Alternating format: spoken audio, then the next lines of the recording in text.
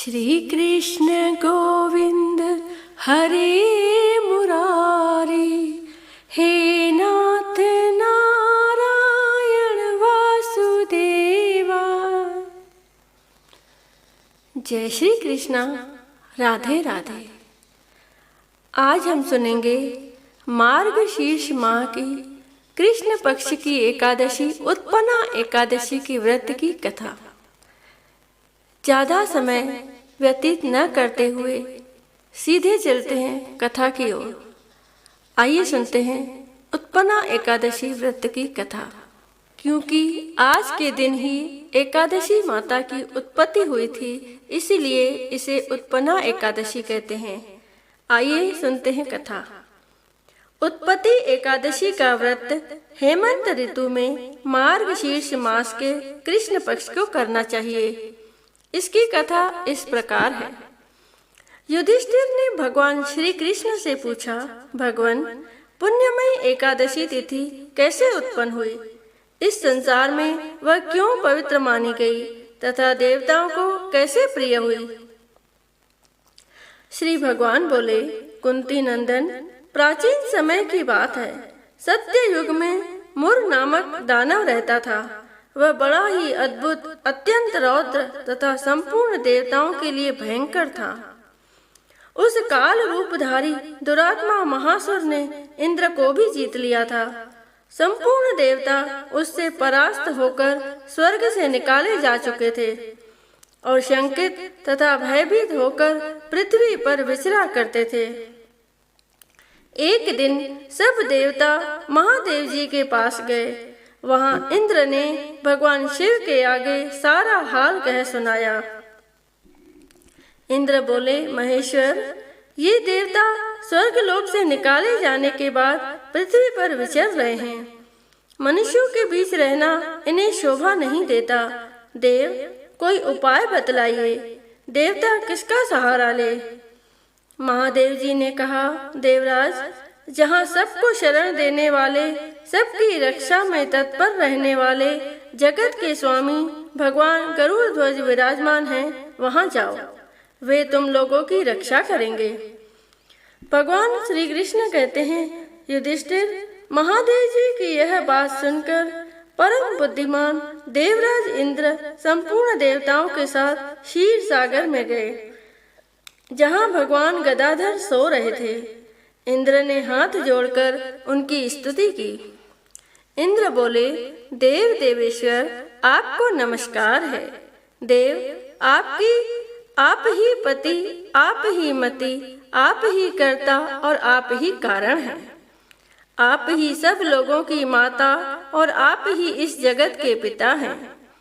देवता और दानव दोनों ही आपकी वंदना करते हैं।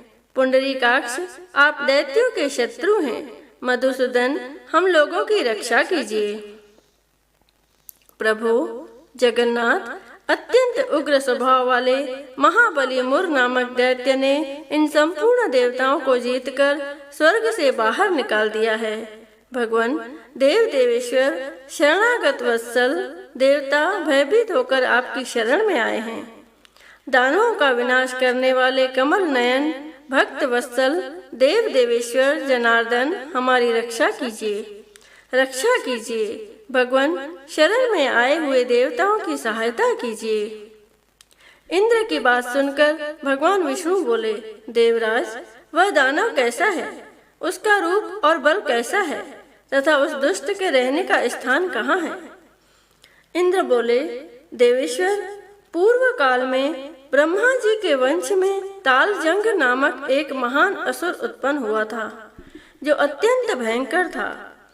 उसका पुत्र मुर दानव के नाम से विख्यात है। वह भी अत्यंत उत्कट, महापराक्रमी और देवताओं के लिए भयंकर है। चंद्रावती नाम से प्रसिद्ध एक नगरी है, उसी में स्थान बनाकर वह निवास करता है। उस दैत्य ने समस्त देवताओं को परास्त करके उन्हें स्वर्ग लोक से बाहर कर दिया है। उसने एक दूसरे ही इंद्र को स्वर्ग के सिंहासन पर बैठाया है। अग्नि, चंद्रमा, सूर्य, वायु तथा वरुण भी उसने दूसरे ही बनाए हैं। जनार्दन, मैं सच्ची बात बता रहा हूँ, उसने सब कोई दूसरे ही कर लिए हैं। देवताओं को तो उसने उनके प्रत्येक स्थान से वंचित कर दिया है। इंद्र की यह बात सुनकर भगवान जनार्दन को बड़ा क्रोध आया। उन्होंने देवताओं को साथ लेकर चंद्रावती नगरी में प्रवेश किया।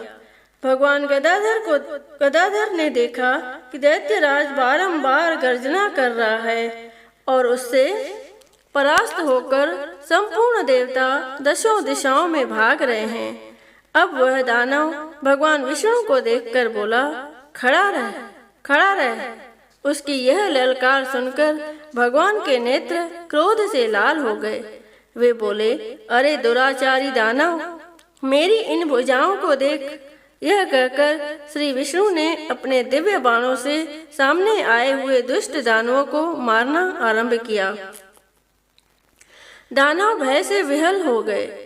पांडुनंदन तत्पश्चात श्री विष्णु ने दैत्य सेना पर चक्र का प्रहार किया। उससे छिन्न भिन्न होकर सैकड़ों योद्धा मौत के मुंह में चले गए। इसके बाद भगवान मधुसूदन बद्रिका आश्रम को चले गए। वहां सिंहावती नाम की गुफा थी जो 12 योजन लंबी थी। पांडुनंदन उस गुफा में एक ही दरवाजा था। भगवान विष्णु उसी में सो गए। वह दानव मोर भगवान को मार डालने के उद्योग में उनके पीछे पीछे तो लगा ही था, अतः उसने भी उसी गुफा में प्रवेश किया। वहां भगवान को सोते देख उसे बड़ा हर्ष हुआ। उसने सोचा, यह दानव को भय देने वाला देवता है, अतः निसंदेह इसे मार डालूंगा। युधिष्ठिर दानव के इस प्रकार विचार करते ही भगवान विष्णु के शरीर से एक कन्या प्रकट हुई, जो बड़ी ही रूपवती, सौभाग्यशालिनी तथा दिव्य अस्त्र शस्त्रों से सुसज्जित थी। वह भगवान के तेज के अंश से उत्पन्न हुई थी। उसका बल और पराक्रम महान था। युधिष्ठिर दानवराज मोर ने उस कन्या को देखा। कन्या ने युद्ध का विचार करके दानव के साथ युद्ध के लिए याचना की। युद्ध छिड़ गया। कन्या सब प्रकार की युद्ध कला में निपुण थी। वह मुर नामक महान असुर उसके हुंकार मात्र से राख का ढेर हो गया। दानव के मारे जाने पर भगवान जाग उठे। उन्होंने दानव को धरती पर इस प्रकार निष्प्राण पड़ा देखकर कन्या से पूछा, मेरा यह शत्रु अत्यंत उग्र और भयंकर था, किसने इसका वध किया है? कन्या बोली, स्वामिन, आपके ही प्रसाद से मैंने इस महादैत्य का वध किया है। श्री भगवान ने कहा, कल्याणी, तुम्हारे इस कर्म से तीनों लोकों के मुनि और देवता आनंदित हुए हैं, अतः तुम्हारे मन में जैसी इच्छा हो उसके अनुसार मुझसे कोई वर मांग लो। देव दुर्लभ होने पर भी वह वर मैं तुम्हें दूंगा, इसमें तनिक भी संदेह नहीं है। वह कन्या साक्षात एकादशी ही थी। उसने कहा, प्रभु, यदि आप प्रसन्न हैं तो मैं आपकी कृपा से सब तीर्थों में प्रधान, समस्त विघ्नों का नाश करने वाली तथा सब प्रकार की सिद्धि देने वाली देवी हूँ। जनार्दन, जो लोग आप में भक्ति रखते हुए मेरे दिन को उपवास करेंगे उन्हें सब प्रकार की सिद्धि प्राप्त हो। माधव, जो लोग उपवास, नक्त भोजन अथवा एक भुक्त करके मेरे व्रत का पालन करें उन्हें आप धन, धर्म और मोक्ष प्रदान कीजिए। श्री विष्णु बोले, कल्याणी, तुम जो कुछ कहती हो वह सब पूर्ण होगा। भगवान श्री कृष्ण कहते हैं, युधिष्ठिर, ऐसा वर पाकर महाव्रता एकादशी बहुत प्रसन्न हुई। दोनों पक्षों की एकादशी समान रूप से कल्याण करने वाली है। इसमें शुक्ल और कृष्ण का भेद नहीं करना चाहिए।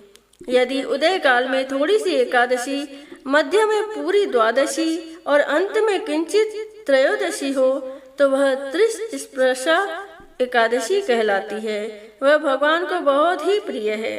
यदि एक त्रिस्पर्शा एकादशी को उपवास कर लिया जाए तो 1000 एकादशी व्रतों का फल प्राप्त होता है तथा इसी प्रकार द्वादशी में पारण करने पर 1000 गुना फल माना गया है।